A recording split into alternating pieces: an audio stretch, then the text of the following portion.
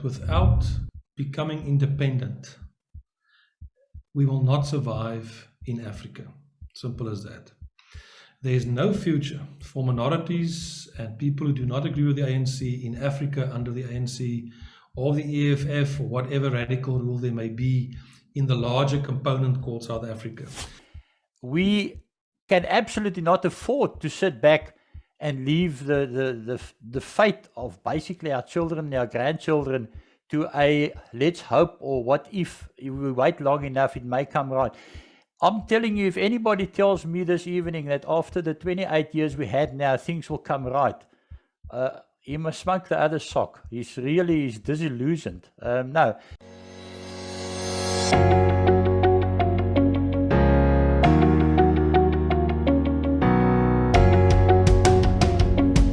Hello, my name is Donald, and welcome to the #1 media company, WorldView.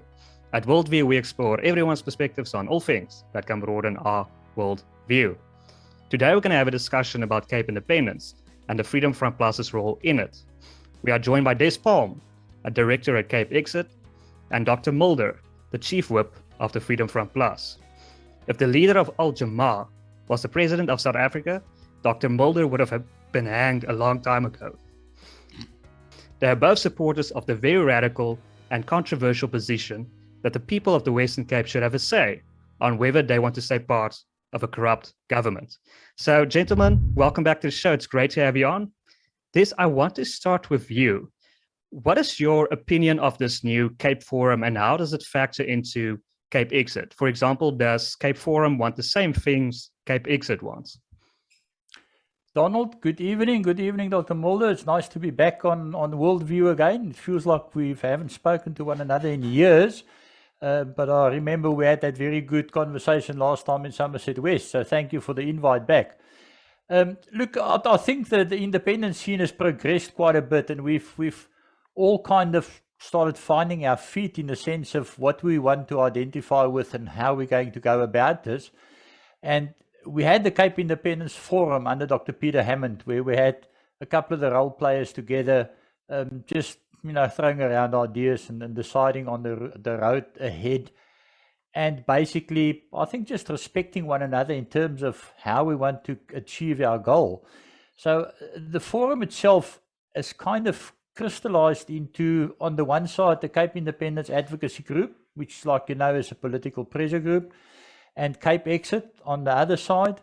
And if I view it as a triangle, we'll have the Freedom Front Plus sitting on the other corner. And pretty much between the three organizations, there's been an exchange of ideas and agreeing on the road ahead. And we're actually moving to a very exciting phase of independence now, where we are moving beyond, the most important point is getting the support of the people. That's always been the most important point, and it will always remain so. But now we've moved into the extending the CapeXit Exco. We've actually added 25 portfolios. We're going on a very wide front now in terms of when we reach the goal line and we go beyond the referendum and we achieve independence, that you had a holistic approach and you've got everything in place. So the DA's position, how does that factor into it? The DA wants something different from what CapeXit wants. The DA wants a federal Western Cape, not an independent Western Cape, or more federal. Our view on the DA was quite clear right from the beginning, and I think we will perhaps later on, I don't know if you've got it on your agenda, but we'll touch on the aspect of devolution of power. I think the DA is now in a position where they found themselves, like the ANC, they lost a lot of votes in the November election. The Freedom Front Plus, on the other hand, had very good gains. But the DA kind of found themselves in a position where they had to pay lip service to I think 50-60% of their supporters, which actually supports independence. And then they said they're going to submit the private members bill just to devolve some powers down to the province. We don't know if that bill has ever been submitted. But they pretty much, I got to laugh, they're pretty much anti-CapeXit, because we had an incident on Saturday where the local councillor in the ward there in Bellville actually put the law enforcement guys onto our awareness team and came to tell them that they can't make such a noise with the loudspeakers and have a tent up. And yeah, there were no loudspeakers, and there was a gazebo up. And they also said the complaint was that they were obstructing the traffic. Now, there were only 11 people, so they couldn't really obstruct anything.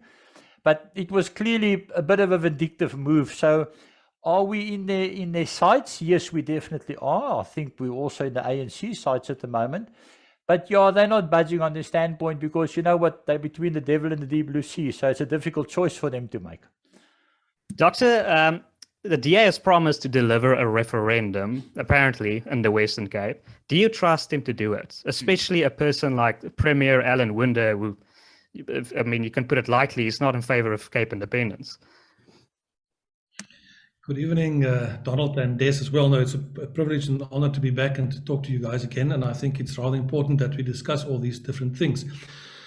If I could come to the specific question that you've just asked now with regard to the referendum, what is clear to me is that the South African political scene is changing by day. And the Western Cape as a province is becoming more and more important in what's happening, politically speaking, in South Africa. And that is very clear at the moment. And we saw that when we looked at the results of the local government election. For example, the Freedom Front Plus went into that election with the aim to drive the ANC out of the Western Cape and further to be part of coalition governments. Now, the interesting thing is that you've got 25 local governments in the Western Cape, and at the moment we've got coalition governments in 18 of those specific councils. So things are changing. We are no longer only part of opposition, we're starting to become part of government in the Western Cape as well. Now, if you talk about being put on the DA government in terms of the request for or the demand for a referendum, I believe that the pressure on the government in the Western Cape will get more, not less. More and more pressure will be applied on the government in the Western Cape. And obviously, it will be up to the Premier in terms of the Constitution of the Western Cape and the National Constitution to eventually call such a referendum. So that process is going on, and we are positive that the necessary legislation will be processed to make that exactly possible. And in 2 years' time, in any case, we'll be at the next general election, local and provincial, and it's most unlikely that the DA will remain the government on its own, in any case, in 2024. Doctor, do you think the Freedom Front Plus would have done better if you had more time to prepare? I know Dr. Groenewald has mentioned this. You had very short notice that the election was about to happen. Do you think you would have done substantially better? I think so, definitely so. There's always not enough time to prepare, and you need some more structures and more finances, etc., etc. But the whole situation is changing positively to such an extent. If you just look at the growth of the party, suddenly now we are represented in 18 councils. Our councillors went from 6 to 38. We're in nine coalition governments. So I think we would have done better, but even still, I'm quite happy in terms of what we've achieved so far. Can you give us some more background of what that incident that happened? Where was it in Belleville? And do you think it was instigated? Donald, yeah, let me shoot straight. Yes, it was in Belleville. It was on the corner of Jip de Jager and I think Frans Gorari. And the guys normally set up the gazebo at about 9 o'clock in the morning. And this Saturday gone by, we had 11 people there. And they set up their gazebo, and we've done this many times before all over the peninsula. And they set up the gazebo and they started, setting out and waving the flags and handing out the flyers. And at about 11:30, law enforcement came there, 3 officers, and very polite, not being funny in any way. And they just said they had a complaint about the people with the tent and loudspeakers making a lot of noise and obstructing the traffic.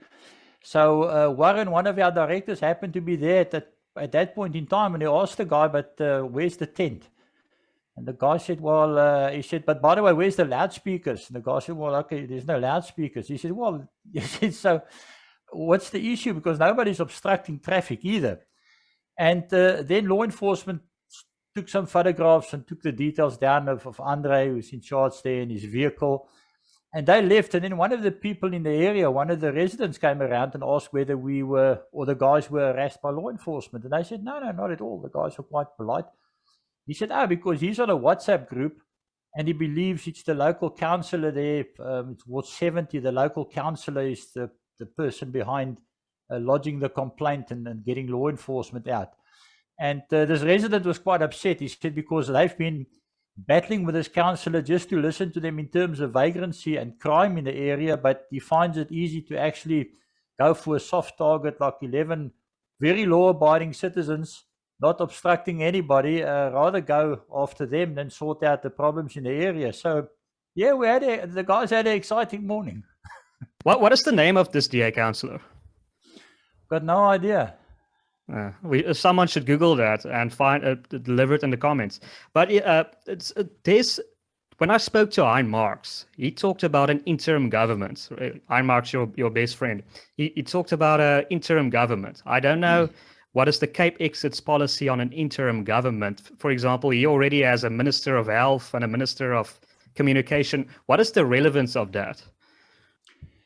Donald, that's the interesting thing. You know, I always say, what does CapeXit stand for? What? CapeXit stands for direct democracy. In essence, a direct democracy means what? The people must decide.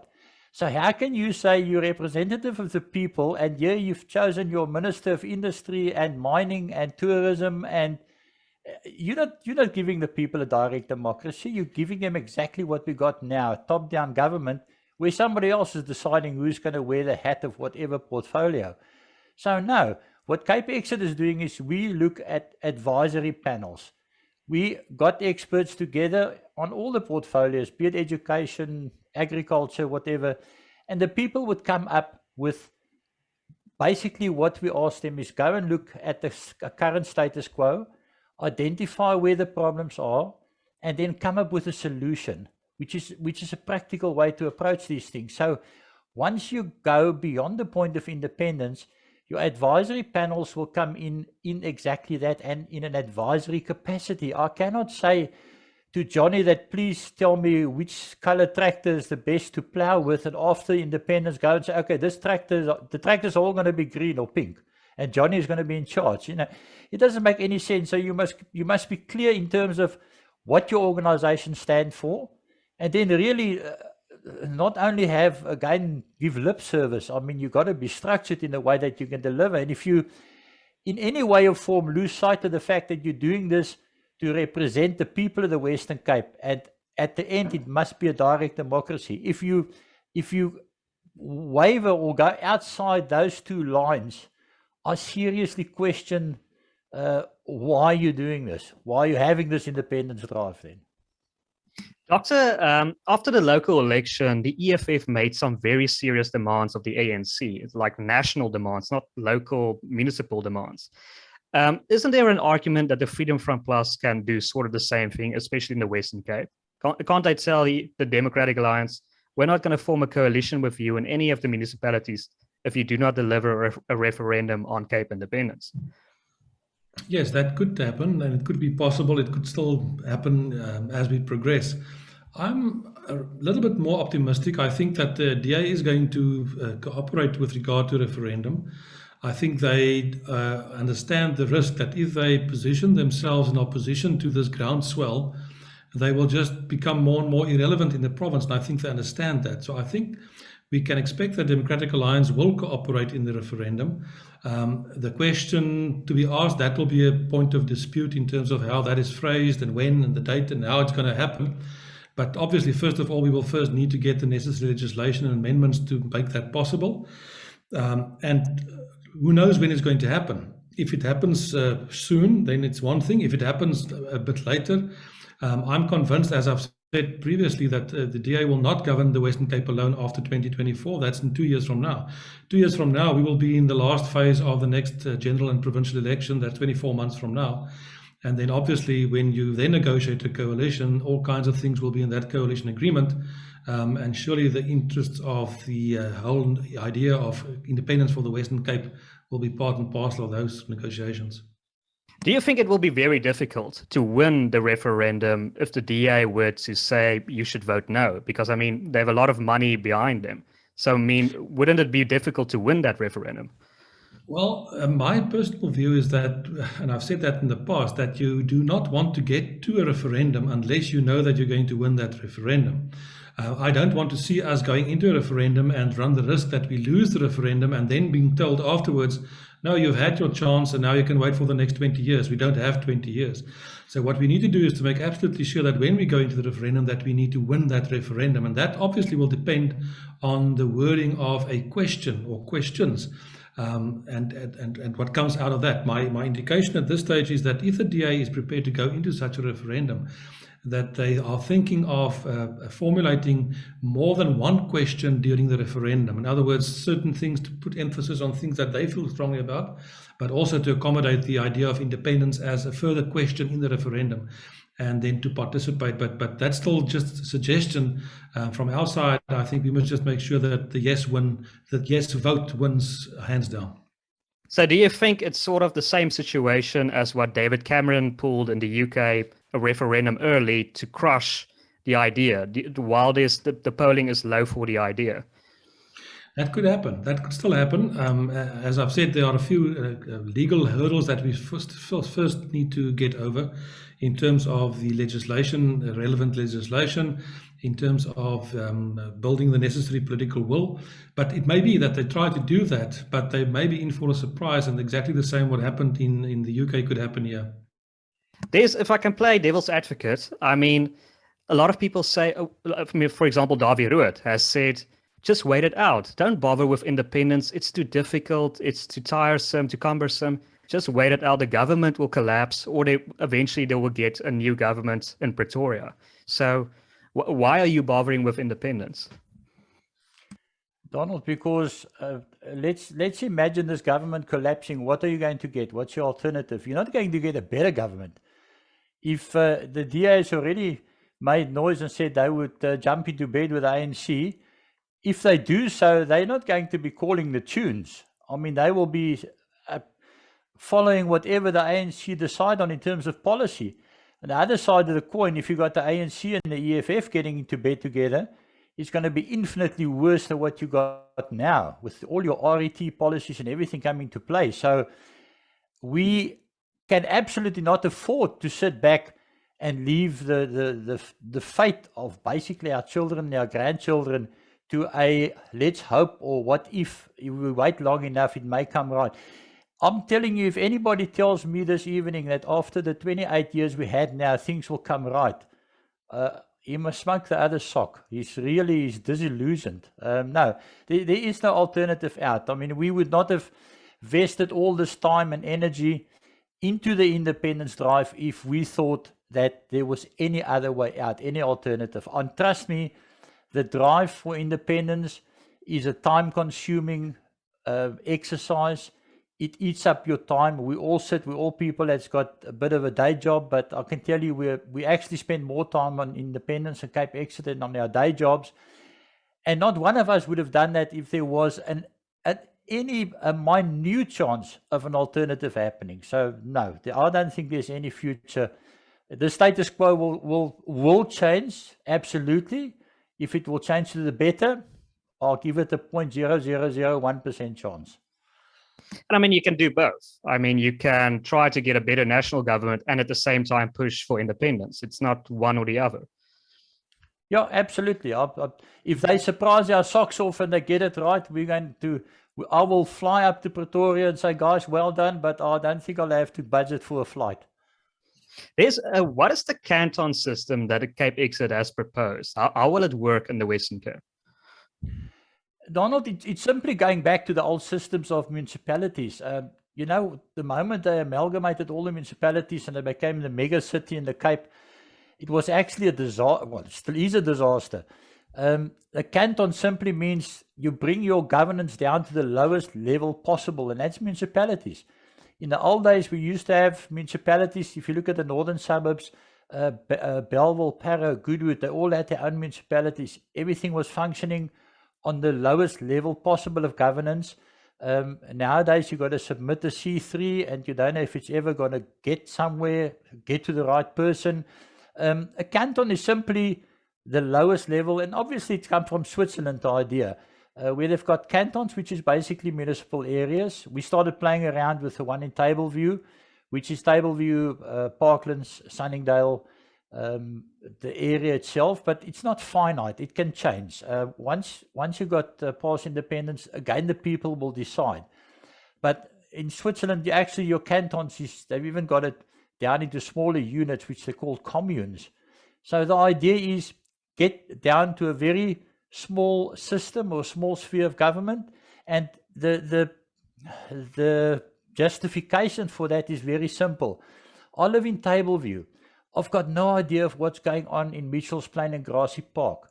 So I cannot, like we have today, people sitting in Pretoria making a law for me in Tableview. They don't even know where Tableview is. They won't even, there's some of them that said to people, I think must go back to the Cape or something. They thought it was a different country.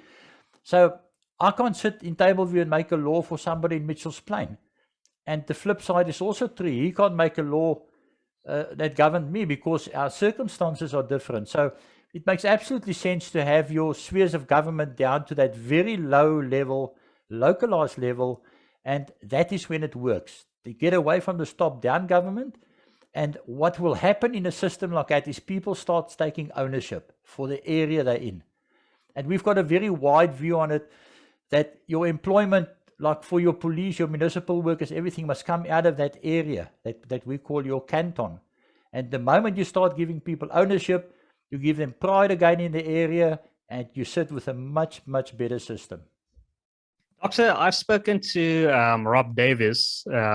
He's a member of the Central Committee of the South African Communist Party, and he says that I asked him, why can't he support federalism? I mean, you can have your national health insurance, but you don't need a minister of health. You don't need these bureaucratic governments. But he says you need consistency. Otherwise, there won't be one rule. Everything will be chaos. That's his argument against, for example, also a Canton system.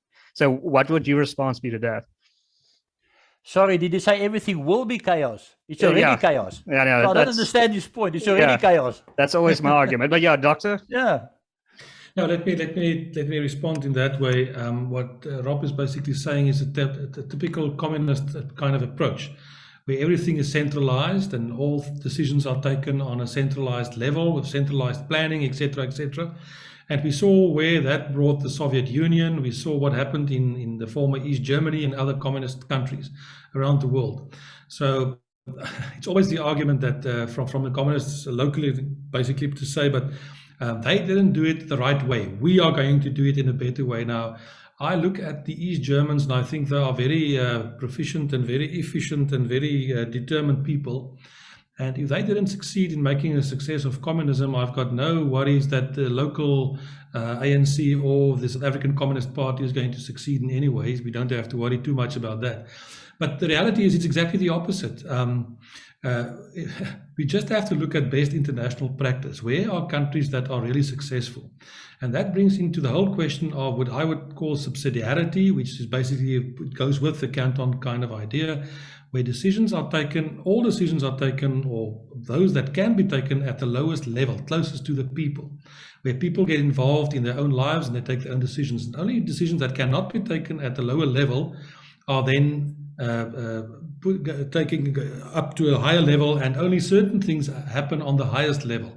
And that's the whole idea. It's exactly the opposite of communism and socialism, where people decide on your behalf. So that's not going to be the case, and we're not going to tolerate that kind of thing. And obviously the people will not vote for that kind of thing, and we've seen that throughout the Western Cape. The ANC is absolutely in decline at the moment. In the Cape Town Metro, they couldn't even muster 20% of the vote. So they're on their way out. And I've got no doubt that the people in the Western Cape in general will not support those kind of ideas. Doctor, I mean, you studied law. Would you like to enshrine most ideas in the Constitution? How would you envision this new Constitution of the Western Cape? Yes, it's an interesting debate. Obviously, first of all, I'm a Republican. In other words, I don't believe in a monarchy. I don't have a king or a queen or some royalty. We elect our leaders, or the people elect the leaders, or the people that will take decisions will then obviously be representative of the people themselves. And the essence of that needs to be discussed and agreed upon. And that's a very interesting process that will happen. If you look at the Western Cape, it's almost too big for what we've got in mind, but the Western Cape is more than sufficient for what we need.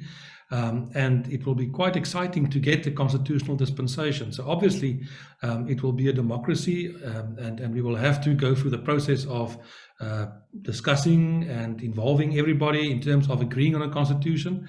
And then there are examples of best international practice. Quite often people tell us that South Africa's got the best constitution in the world. And I always respond to say it's not a bad one, but surely it's not the best in the world, definitely not. But the constitution, I think one should also remember, is a living document. You can't just frame something in a certain moment in time and then expect that to last forever. You need to be adaptable. You need to be able to change in the constitution, to amend certain things. But certain basic principles and structures, I think, should be enshrined in a constitution, yes. So, okay, would you be interested in the American style system where there's a lower house, a higher house? Okay, I know we have the same thing, but essentially we don't really. I mean, it's pretty much the same level of proportional representation. Would you be interested in a different voting system for each house? Well, let me put it this way. I think it's a very it's a wonderful opportunity. It's a fantastic opportunity if you create and put up a new state, to absolutely sit down and draw up something that is going to be something completely different and something new. And I always say there's another word in constitutional law, it's called autochthony. In other words, it means the constitution needs to be the product of what is in the hearts and the minds of the people for whom it's intended. So specifically in the Western Cape, whatever constitutional dispensation will be implemented in the end will have to be part and parcel of the minds of what's in the mind and the hearts of the people of the Western Cape. And you won't know what that exactly is unless you go through a very long consultative process and get people involved themselves to draw up such a constitution. And then we can look at all kinds of examples internationally. The essence, I think, is that you need less government and not more government. The smaller the government is, the better. You should allow people to prosper and to do their own thing in that sense. You don't want to be absolutely constricted like we've got with the current government. But did the Americans consult with the people? They didn't, did they? They just decided, the representatives just decided the Constitution. It's interesting how much legitimacy the Constitution has, even though I don't believe most Americans at that time voted for it. No, that's true. That's absolutely correct. And that will be, and I know there are differences of opinion in terms of what the system should be when we start to get to that point. We are not there yet. First of all, we need to win that referendum. And then I've said in the past, I believe there will be more than one referendum. A first referendum is essential. And then people will say, but this is really serious. We need to take this further. And then all kinds of processes, I believe, will start in terms of consultation, in terms of putting up government, etc., etc. And then finally, before that could be implemented, I think there will be another referendum to say, but okay, fine, we accept that and we give our support for that, whatever that product in the final analysis will be. So I think we're in for a very interesting period of time, and I think it's very exciting. Des, how would you envision a future independent Western Cape? Donald, Dr. Mulder is absolutely right, because if you look at the system in Switzerland, they have many referendums on various issues. And by doing that, you give the people a direct input into whatever the issue may be. Look, this is a team effort, and the team goes far beyond the individuals in CapeXit. Dr. Mulder is absolutely an expert on constitutional law. I'm not. I'm a building contractor. What do I know about constitutional law? But I can tell you what's wrong, and I can tell you why I'm fighting for what I'm fighting for at the moment. And that's pretty much everybody in CapeXit has got a very clear view. And we've also analyzed and looked at what is wrong and what are the motivations for what we are doing. But you got to cross that finish line with the whole, quite a big bunch of people. I mean, it's going to be a long line of people that's going to cross that. And that's why it's important, again, to approach this holistically and not, first of all, don't give yourself out to be the new Minister of Health or the President or the whatever. You cannot have egos in this thing. People must drive this thing for the sake and the future of the people in the Western Cape. And we absolutely take people on board that's got the expertise, be it from a constitutional side, from an agricultural side, from any side. And they will form the team that goes beyond that line of independence. And then, like Dr. Mulder said, there's going to be a lot of conversations, a lot of discussions, but it would be open. These would be conversations where your input would actually be valued. Nowadays, we get, every now and then there's something in the Cape that's got to be, our people has got to give their opinion on. And we've got this beautiful thing called a public participation process. It means absolutely bugger all. You can participate however you want to. You can send in petitions by the hundreds of thousands, and the decisions are still made. In fact, the decisions are made before they put out this process.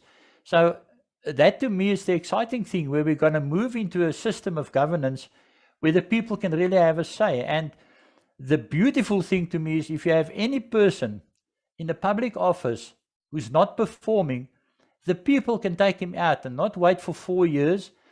And at the moment, you probably won't even get it right, because that person is hiding behind the facade of whatever party he belongs to. So they're like so protected, you can't get to them. I'm going to, if there's one thing I can single out, I'm going to love the fact that the people can stand together and say, like Dr. Mulder said, we're now going to have a referendum because this guy is useless and you out. And man, I'm going to love it to experience that one day. Yeah, I mean, I don't want to make an argument against giving people a say on these matters, but I mean, for the past 28 years, the majority in South Africa voted for the ANC. I mean, what if the majority puts a future Western Cape precisely in the same position South Africa is currently in? I mean, how would you avoid a situation like that? Well, you just said the majority of the people voted for the ANC, not the majority in the Western Cape. The majority of the rest in South Africa voted for the ANC. We have never voted for the ANC in the Western Cape. So if you look at that status quo, it's very likely to actually move even further away. And the ANC, once you're independent, the ANC won't be a party in the Western Cape. They would have no interest to be here, because at the moment, they've got a very skewed view of what their interests are in the Western Cape. And like I said, they lost hundreds of thousands of votes in the last election. So what's interesting to me is you always hear people say they're bussing in people into the Western Cape in their thousands to upset the vote. Well, they failed dismally in November with that one. So no, I think exactly because the Western Cape has never voted in favor of the ANC, I don't see a problem with the people voting for their own interest in a direct democracy. Do you have an idea yet of how you will fight these multiple referendums that the DA plans to call? We're moving on to the point of devolution of power. And I don't know if Dr. Mulder is okay with that. I can quickly give you my point of view on that. We do not believe that we want anything else than a single issue referendum, which is independence. Now, this is, Andy wrote a piece the other day called The Trap of the Devolution of Power. So let me talk around this quickly. We know what the rate of decay is in South Africa. Everything is being wrecked. I mean, there's no law and order. Corruption is escalating. They're infringing on the rights of citizens every day of the week. So the first question must then be, will devolution work? And secondly, will it be worth the time and the energy to try and achieve it? So we know that by definition, the devolvement of powers is to bring the decision-making down from national government down to what we just now call the canton level or the municipal level. So let's leave aside the fact that national government will try their utmost best to delay this process, and they would probably chase it through courts as long as they can.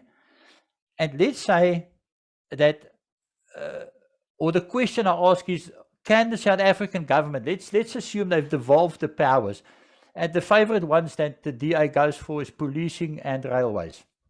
So my question is, once they've devolved these powers, can they actually recall any of those powers at their whim when they like to? So I came across a piece in the Rational Standard where it says the unfortunate proviso to devolution, however, is that the Central Parliament may at any time repeal the ordinary legislation that gave rise to the devolution, thereby restoring the unitary nature of state. So my question is it possible that the ANC will say, or the South African government, let's do that, because they say please separate party and state, which I think is a joke. But let's say the national government, do we think they will be that nasty and recall it? My answer is absolutely yes. I mean, just look at their track record at the moment. Interesting also that the Encyclopedia Britannica, I actually Googled the devolution of power and the recall of that, and it says exactly the same thing, that unitary systems of government that have devolved powers in this manner are still considered unitary rather than federal systems, because the powers of the subnational authorities can be withdrawn by the central government at any time. So they can give it and they can take it away. Now, let's look at, and I'm taking a bit of time here, let's look at the devolvement of police powers. In September 2021, Zille said very clearly, the topic of devolution of SAPs must be weakened and paralyzed.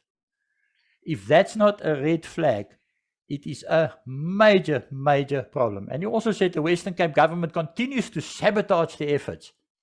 So clearly the Western Cape government is not counting as one of their favorites.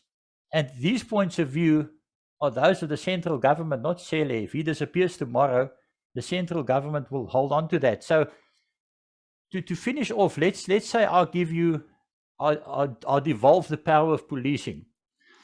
So now at some other states, I must save face. But once I give that powers to you, the question is, where does the money come from? So does this come now?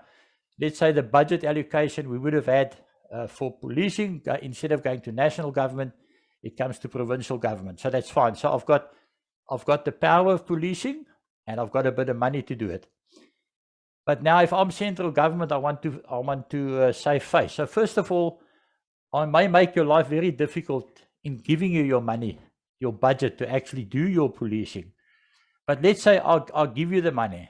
So what can I do now? I decide, okay, hang on, I can't do that. I've got to be seen to not just bending over backwards and playing dead and give you what you want. So you have a budget and you've got to police the Western Cape. So what I do now is I flood the Western Cape with criminal elements. And I actually put such a strain on your budget that you can no longer effectively police.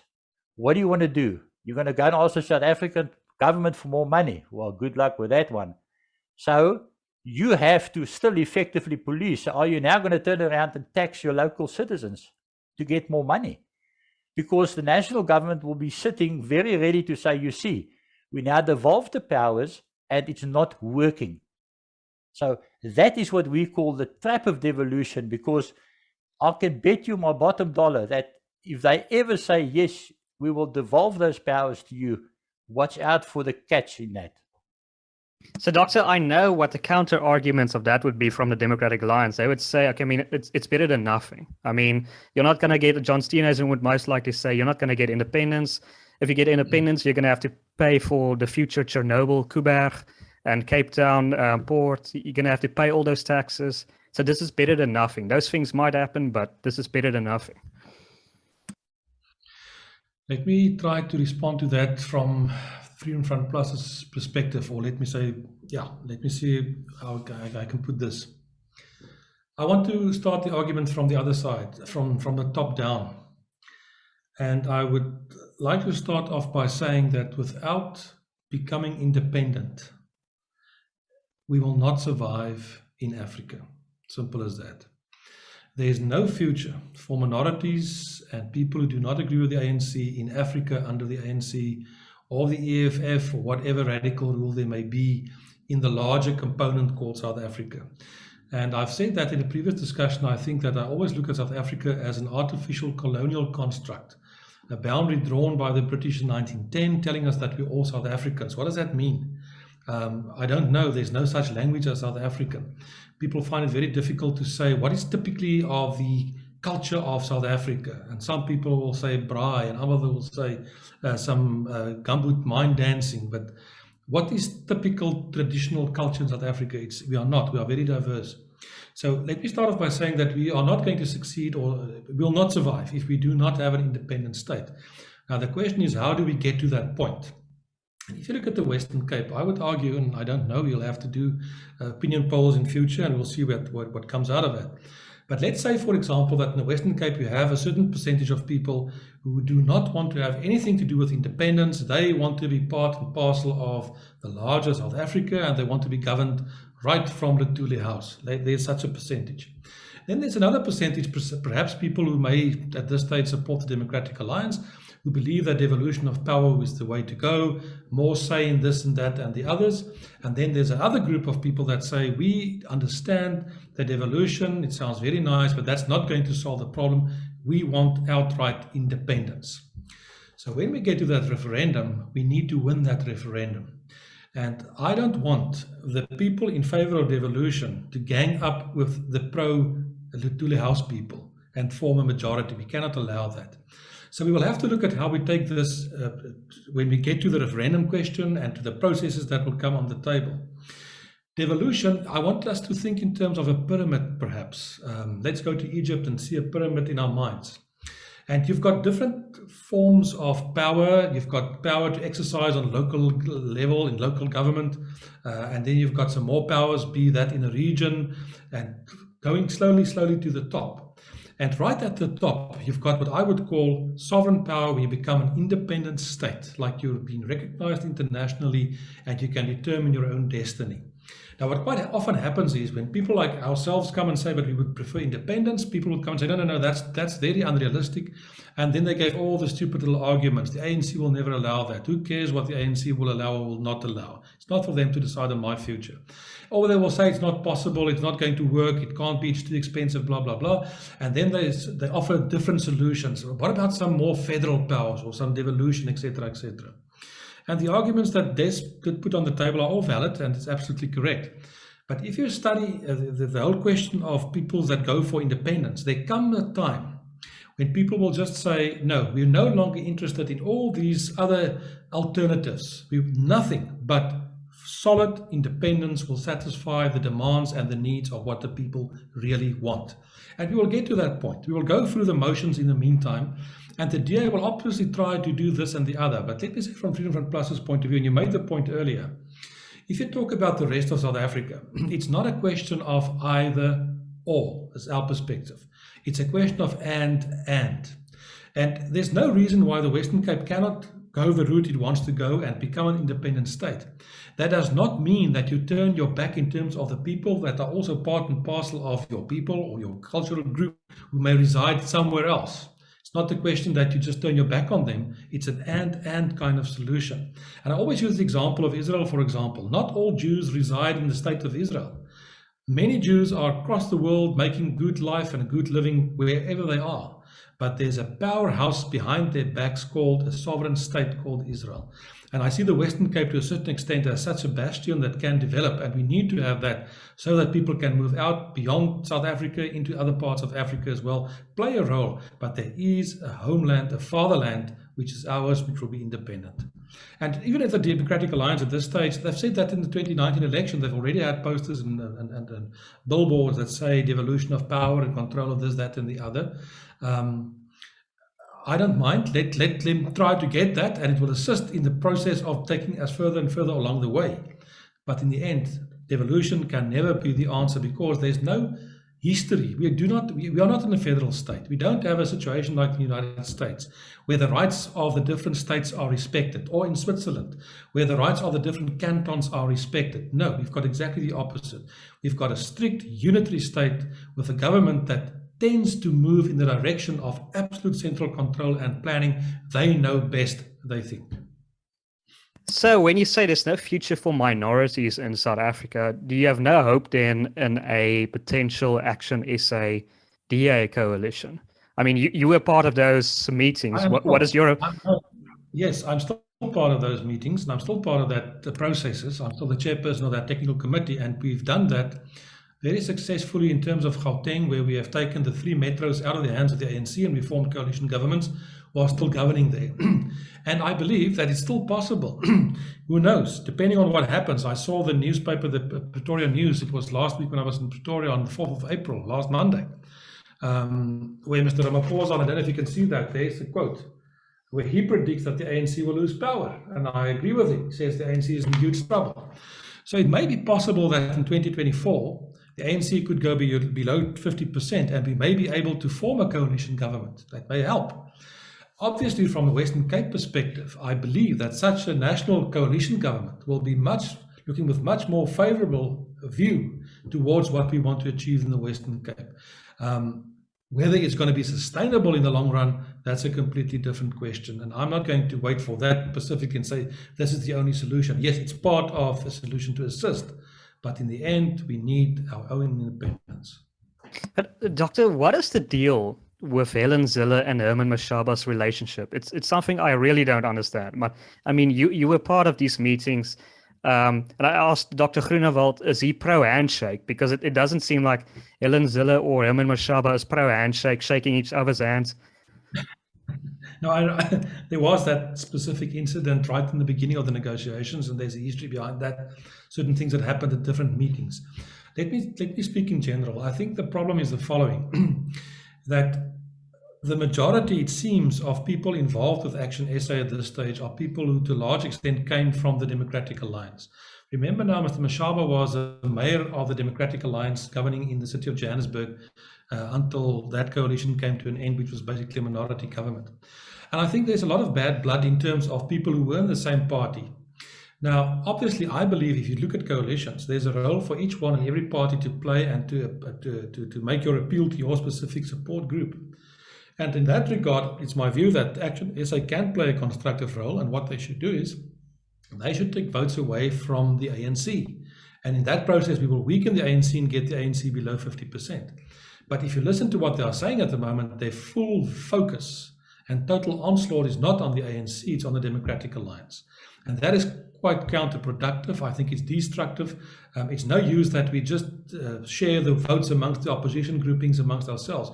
We need the parties and different parties that can take votes away from the ruling party or get people that have not voted in the past to register and to actively participate. So there's some kind of things that is not happening and what is not positive at this stage. However, we've got the coalition agreements, and in those coalition agreements, there are all kinds of structures being set up, as well as conflict breaking mechanisms, and that we sometimes from time to time have to use those. But as we get closer to 2024, it will become more difficult, I believe, because parties will try to get the majority of the votes, and we'll have to see how that develops. Yeah, it would be interesting. Des, do you want to add anything? No, I think I want to tie into the fact that what Dr. Mulder mentioned, that it doesn't matter how the status quo changes up north. If it changes to a coalition situation, it could be better for what we always call a velvet divorce situation, where you actually enter into very constructive and positive discussions in terms of where the Western Cape wants to go to. Because let's face it, with the Western Cape as an independent country to the south of South Africa, we're going to form a pretty solid trade partner. So one would like to see the coalition situation take place and come into effect, where you have a more amenable grounds for discussion. But we won't waver from our ultimate goal, which is independence. But let's see. I mean, politics, Dr. Mulder will tell you, politics is a funny animal. It can actually change overnight. So, yeah. And I believe there's something planned for the 27th of April. Do you want yeah, then we're going to make a noise. We absolutely. I mean, then the councillors would be justified to say the CapeXit guys are making a hell of a noise. No, absolutely. We've got, look, it's the Freedom March. We start off on the Grand Parade at 11 o'clock in the morning of the 27th, which is the holiday. The march is organised by Cape Independence Advocacy Group. And we've got, obviously, they are there, CapeXit, Freedom Front Plus, Cape Party. And it's basically an open march. Anybody that identifies with our wish to actually have freedom and become masters of our own fate. So it's going to be quite big. The numbers I've been seeing up to now, and the actual energy around us and the passion around us, I can't wait for the sun to come up on the 27th. I think it's going to be a major event. And yeah, for the younger people, there will be alcohol and I believe strippers. Or did I get it on the wrong pamphlet? Yeah, yes. No, yes, absolutely, you're right. There's going to be non-alcoholic beverages, and the only stripper is that you buy in the hardware to strip paint. But if you saw that pamphlet, there you're spot on. Gentlemen, I want to get your idea of one last thought. I don't know how great your history is about Russia. I mean, we now have the war in the Ukraine, and I believe a lot of people have read up on the history of Russia this past few months. Right before the Russian Revolution, there were Soviets. I hope my history is right now. There were Soviets independent councils in Russia, and these Soviets essentially grew so powerful, they became a shadow government. So, and the biggest party in the Soviets were the Bolsheviks, and they took over. That started the Russian Revolution. Isn't there an argument to be made that something similar should happen in South Africa? That the government is waning in power, losing legitimacy, that we should create independent councils with a different voting system, and these independent organizations can get representation, slowly grow in legitimacy, and do the job that needs to be done, instead of relying on a voting system that clearly isn't working. If I could perhaps react to that, Donald, from my perspective, yes, I've also done some reading about Russia, and I'm fascinated by Russia.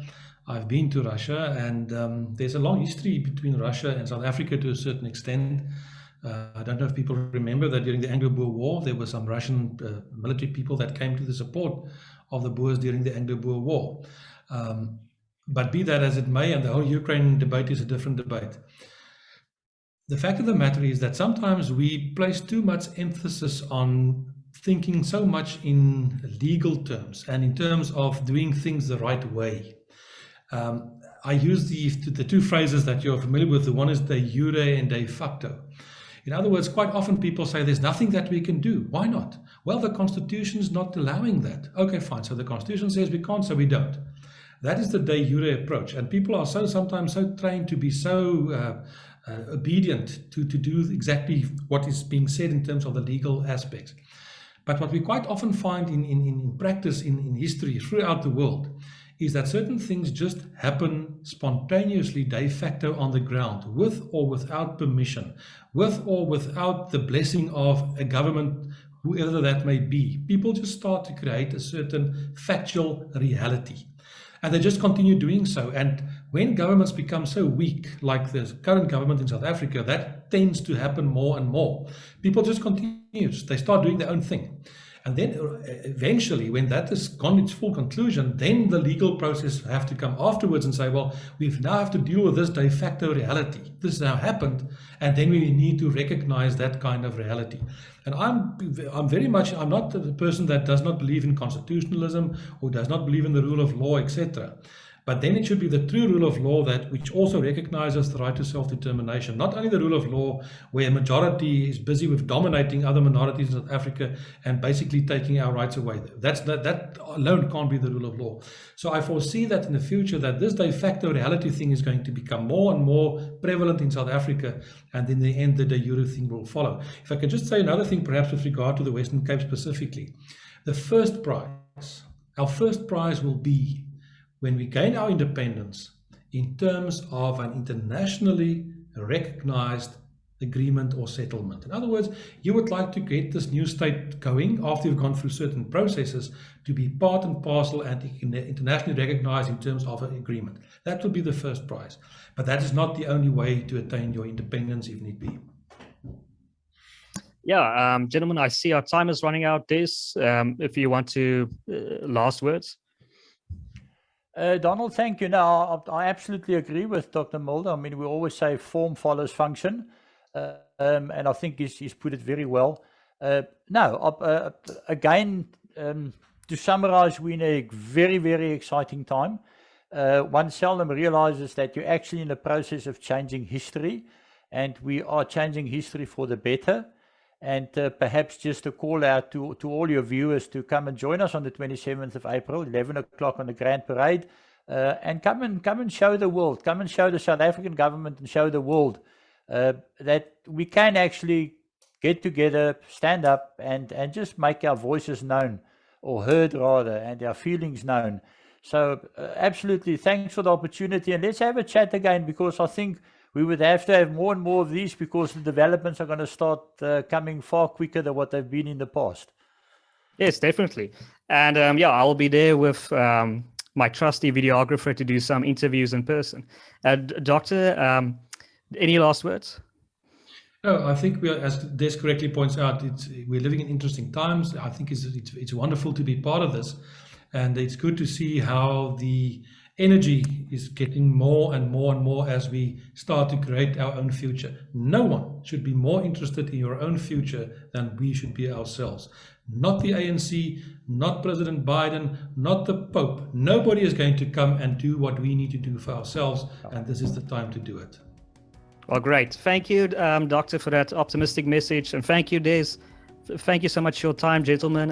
To our viewers, you most certainly enjoy the content if you made it this far. Please consider liking this video, sharing it as widely as possible, and subscribing to our channel. My name is Donald, and you've been watching WorldView.